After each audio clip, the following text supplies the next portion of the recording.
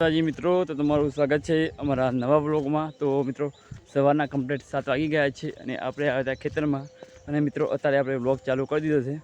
તમે બ્લોગમાં બન્યા રહેજો। તો મિત્રો હવે આપણે દિલ્હી બ્લોગ આવશે તો જો હવે જઈએ આપણે ઘરે જઈને ચા પીએ અને કોમેન્ટમાં બન્યા રહેજો, વિડીયોમાં બન્યા રહેજો।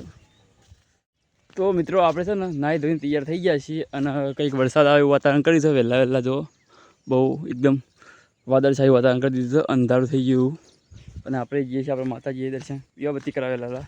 તો આપણે નાહી ફ્રેશ થઈ ગયા છીએ। હવે દીવાબત્તી કરીને નાસ્તો બાસ્તો કરીને પછી જઈશું કારખાને, એટલે આપણે કંપની। તમે વ્લોગમાં બન્યા રહેજો।